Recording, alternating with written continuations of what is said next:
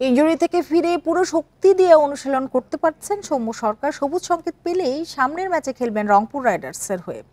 এবারের বিপিএল এর প্রথমবার মাঠে নামার জন্য রোমাঞ্চিত এই ব্যাটার জানিয়েছেন কষ্টের কথাও। সাম্প্রতিক ফর্ম টেনে নিতে চান চ্যাম্পিয়ন্স ট্রফিতে।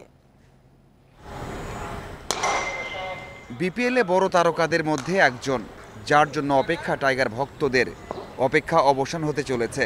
দ্রুতই সৌম্যকে দেখা যাবে বিপিএল এর ম্যাচে। 5 সেলাই আর আঙ্গুলে হাড় সরে যাওয়ায় লম্বা সময় মাঠের বাইরে থাকতে হয়েছে। কতটা খারাপ লেগেছে শুধু সৌম্যই জানেন। যেহেতু প্লেয়ার মাঠে ফিরছে, এটা খুব ভালো জিনিস। আর ইনজুরি ছিল, একটু টাফ টাইম গেছে। সবথেকে কষ্টের ছিল যে বাসায় থেকে যখন খেলা দেখছিলাম, খেলাগুলো খেলতে পারছিলাম না, এটা একটা কষ্টের জায়গা ছিল। আর ইচ্ছা ছিল যে শুরু থেকেই খেলার, তো এটা খেলতে পারছিলাম না, এটা একটা আফসোস ছিল। ব্যাট করতে সমস্যা হচ্ছে কিনা সেটাই বড় প্রশ্ন। সৌম্য সাহস নিয়ে খেলতে চান, তবে ঝুঁকি নিতে চান না। এজন্য ম্যানেজমেন্টের সবুজ সংকেতের অপেক্ষায় আছেন।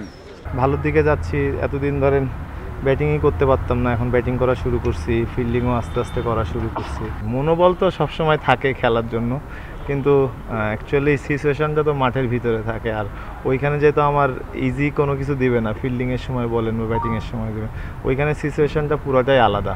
সো ওইটার জন্য এইখানে যত বেশি মেন্টালি টাফনেসভাবে প্র্যাকটিসগুলো করতে পারবো, ওইখানে আমার জন্য ইজি হবে। স্কিলে পরিবর্তন আর পরিশ্রমে ওয়ানডেতে এখন অটো চয়েস সৌম্য। টি-20তেও ব্যাক করেছেন। কি পরিবর্তন এনেছেন ব্যাটিংয়ে, যদিও কিছু কথা নিজের মধ্যেই রেখে দিলেন।